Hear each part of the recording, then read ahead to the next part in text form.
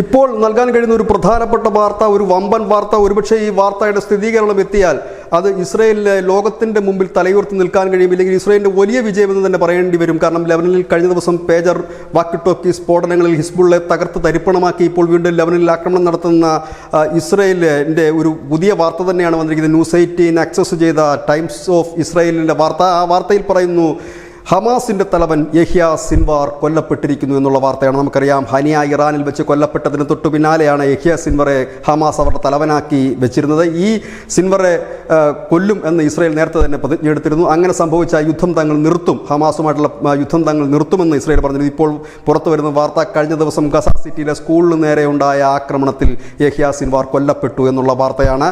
ഇത് ഏതായാലും ഇസ്രയേൽ അന്വേഷണം ആരംഭിച്ചിരിക്കുന്നു. ഇത് യഹ്യ സിൻവാർ കൊല്ലപ്പെട്ടോ എന്നുള്ളൊരു അന്വേഷണം ആരംഭിച്ചിരിക്കുന്നു. അത് സ്ഥിരീകരണം വന്നതിന് ശേഷം മാത്രമായിരിക്കും IDF ഈ വിവരങ്ങൾ പുറത്തുവിടുന്നത്. ഹമാസിന്റെ കമാൻഡർ സെന്റർ തങ്ങൾ ആക്രമിച്ചിരുന്നു, തങ്ങളുടെ ഏറ്റവും വലിയ ലക്ഷ്യം പൂർത്തിയാക്കിയെന്ന് ഇന്നലെ ഇസ്രയേൽ പറഞ്ഞിരുന്നു. അതിൽ ഇസ്രയേൽ പറഞ്ഞത് ഹമാസിന്റെ കമാൻഡർ സെന്ററിന് നേരെ ആക്രമണം നടന്നിട്ട് അതിൽ 22 പേർ കൊല്ലപ്പെട്ടതായി പാലസ്തീൻ അധികൃതരും സ്ഥിരീകരിക്കുന്നുണ്ടെന്ന് ടൈംസ് ഓഫ് ഇസ്രയേൽ പറയുന്നു. ഒപ്പം തന്നെ സിൻവാറിന് ഇതിന് മുൻപും, അതായത് ഇസ്രായേലിൻ്റെ ഭാഗത്തു നിന്ന് വലിയ ആക്രമണം ഉണ്ടാകുമ്പോൾ ഒളിവിൽ പോകുന്നൊരു ശീലം ഈ സിൻവാറിനുണ്ട്. ഇനി അങ്ങനെ ഒളിവിൽ പോയതാകാമെന്നും ചിലർ കരുതുന്നുണ്ട്. അതുകൊണ്ടാണ് ഇസ്രായേൽ ഇപ്പോൾ ഒരു അന്വേഷണം തുടങ്ങിയിരിക്കുന്നത്.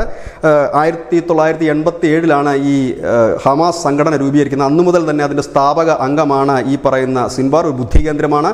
ഇസ്രായേൽ മുൻപ് തടവിലാക്കിയ വ്യക്തിയാണ്. പിന്നീട് 2011 ഈ പരസ്പരം തടവുകാരെ കൈമാറുന്ന ആ ഒരു കരാറിൻ്റെ അടിസ്ഥാനത്തിൽ പുറത്തുവിട്ട വ്യക്തിയാണ്. ഈ സിൻവാർ ആയിരുന്നു ഒക്ടോബർ 7 നടന്ന കുറ്റക്കൊരുതിയുടെ പിന്നിൽ എന്ന കാര്യം അന്ന് തന്നെ ഇസ്രായേൽ പറഞ്ഞിരുന്നു. സിൻവാറിനെ തട്ടിയാൽ അതോടുകൂടി തന്നെ തങ്ങൾ യുദ്ധം ഹമാസുമായിട്ടുള്ളത് നിർത്തും എന്ന് പറഞ്ഞിരുന്നു. ഇപ്പോൾ വരുന്ന ഒരു പ്രധാനപ്പെട്ട വാർത്തയും ഇത്തരത്തിൽ തന്നെയാണ് പ്രചരിക്കുന്നത്.